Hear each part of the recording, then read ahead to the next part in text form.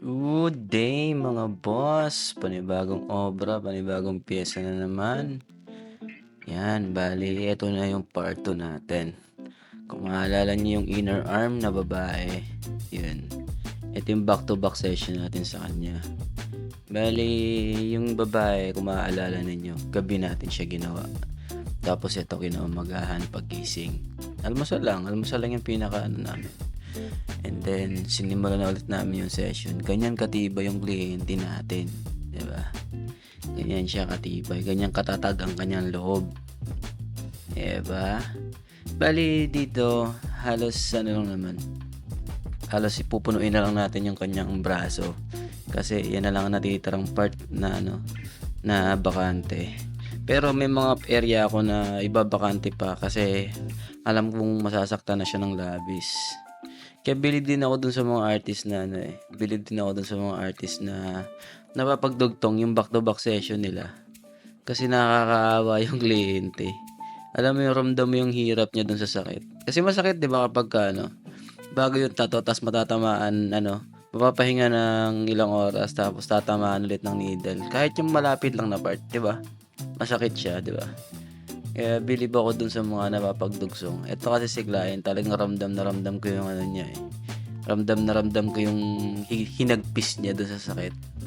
Pero anyway, bali dito, ano lang din naman. Ito yung sinasabi ko nga sa inyo na disadvantage kapag hindi niyo masyadong gamay yung own mix, yung sarili niyang timpla. Bale, ako naman, kung mapapansin nyo, pag kayo na lang magkumpara dun sa inner arm tsaka dito sa kanyang lower arm. O baka magtaka kayo, baka sabihin niya masyado mapula yung inner arm niya. Maputi kasi yung inner arm niya eh. Ito kasi yung niya, yung lower arm niya, brown yan. Talagang tan color yan siya. Siyempre, ang inner arm, alam niyo naman, laging light color yan. Bihira naman magkakaroon ng inner arm na maitim. Or may pagka-brown talaga ng malala. And syempre dahil din sa ano niya, sa ginagamit niya sabon dito sa Taiwan. At yun, bali sa needle walang special, parehas pa rin kung ano yung ginamit sa kanya. Pero bagong needle na yan mga boss mga tol, kasi baka mamaya isipin ninyo kung ano yung ginamit ko kagabi yun pa rin yung needle. Bagong setup yan, dispose yung kagabi, bagong setup ulit yan. Medyo aksayado sa needle, aksayado sa mga gamit. Pero wala tayong choice kasi yung mga needle na ginamit natin doon, mapurol na and natuyuan na ng mga tinta yung mga yun. Kumbaga kontaminado na yung mga yun. Kaya much better na palitan nyo na. Baka si mamaya magulat ako, may malaman ako na nagbo-back to back session tapos kung ano yung needle na ginamit yun pa rin. Tingin ko wala naman siguro. And dito sa lower part niya, medyo detalyado na to and talagang trabaho kung trabaho dito. Dito, masinsin yung trabaho natin dito kasi lion tapos may soldier na Spartan dyan sa baba. Nakadalawa na yata akong gawa ng ganito. Pangatlo na yata ito si client. Pero nag-i-enjoy pa rin akong gawin tong ganitong pyesa kasi sobrang detalye. Mas madetalye talaga, mas nag-i-enjoy kami mga artist kasi nasusubok yung challenge, nasusubok yung namin yung credibility namin bilang isang artist kung paano namin tinatrabaho ang piyesang madetalye nang walang shortcut. Yung iba kasi nagkakaroon ng shortcut tapos nagre-result lang ng hindi maganda. Pero ako bilang isang artist, dito ko nasusubok yung sarili ko kung gaano ako kapasensyoso pagdating sa mga detalye. No shortcut pagdating sa mga ganito kung gusto mo ng magandang resulta. Pero syempre, sa kliyente natin, sa mga magiging kliyente natin, wala rin pong shortcut kung gusto din niyo ng magandang pyesa. Kung ano yung binigay ng artist, yun yung niya, yun yung talagang value niya. And then, trabaho nyo na tignan kung worth it ba siyang bayaran ng ganun sa kabila ng kanyang resume as an artist. Kasi syempre, ikaw magbabayad ka ng let's say 20,000 sa isang arm, sa isang area ng arm mo, tapos kikita mo yung gawa ng isang artist mo, parang para sa iyo isa siyang beginner, 'di ba? Kaya may kanya-kanya tayong responsibility pagdating sa pagpapatato. Wag lang lahat sa artist kasi minsan yung mga artist hindi natin maiiwasan mag-lie para makasurvive lang sa needs in daily life kasi syempre may binubuhay din tayo. And yan yung isa sa mga pinagtatrabahuhan ng isang artist, yung gumaling, maging puro kamig lang. And siyempre, yung yung mga ibang artist kasi kaya napipilitan magbaba ng presyo kasi nga yung may mga tinatawag na survival mode. Hindi naman natin maiwasan yun.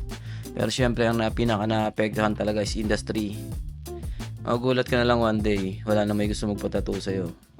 Kasi patuloy mong binababa yung market mo, patuloy mong binababa yung credibility mo, patuloy mong binababa ang value mo. Lalo kang hindi nagde-develop. Kasi siyempre ang iniisip mo na lang makasurvive na lang eh.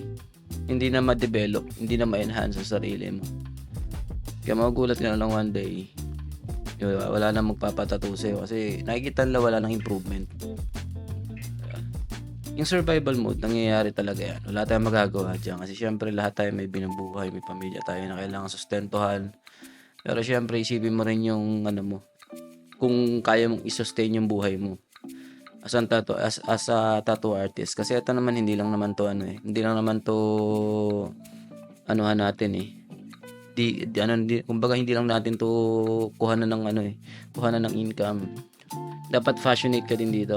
Passionate ka din dapat dito. Kasi pag hindi mo nilaan ang buong buhay mo halos sa pagpapagaling ng sarili mo, may hirapan ka sumurvive sa industry na to. Kasi ito ang nagbibigay sa'yo ng income. Pero ito na sigurado magbabagsak sa'yo pagka hindi mo inayos dito. Maraming mga aspiring na hindi na nagtutuloy. Maraming mga aspiring na bumababa ang confidence sa paggawa ng isang materials. Kasi nga hindi nila nasusurvive yung mga kailangan nila eh. So umpisa talaga mahirap siya kasi may mga dadaanan ka na hindi mo talaga siya halos kakayanin. And kapag na-survive mo naman, for sure talagang may sapat ka ng kaalaman or sapat ka ng lakas ng loob para humarap dun sa next step. And syempre bilang isang artist, kailangan matibay talaga ang loob mo.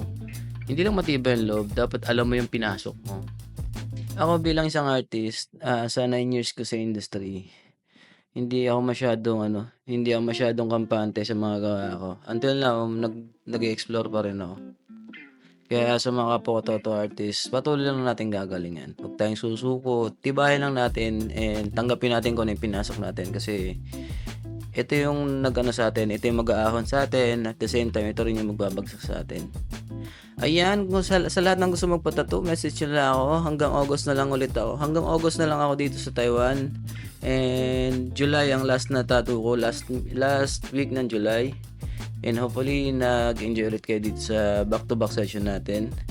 And ayan, hanggang dito na lang ang aking pag-iingay. Maraming salamat sa panonood. And ingat kayo palagi. God bless. Bye-bye. I can hear the demons call when they do what they do. And now I feel like taking off, find a place with a view. The pain is never gonna stop if it's controlling you. I know that time can heal it all, I just gotta get through. I just gotta get through, I just gotta get through. Cause I feel like taking off, find a place with a view. The pain is never gonna stop if it's controlling you. I know that time can heal it all, I just gotta get through. Sometimes I feel like all is lost, but I know it's not true. I wanna put up all my walls cause I'm not in the mood, but then I cut myself off from the rest of the room. I know that time can heal it all if you're patient and soon it can all be worth it, all the searching. Pain is never really permanent, but damn it hurts man. I could feel all of the turbulence and it's concerning. I've been searching for a purpose, I hope it's worth it. This society is really trying me. Ain't no hide and seek, I hide to be far from anxiety. I need my space, I need my privacy. I need some silence, please, you're all too loud. You don't speak quietly, opinions violently thrown across every surface. It makes me nervous, is the world honestly burning? That's all I'm learning.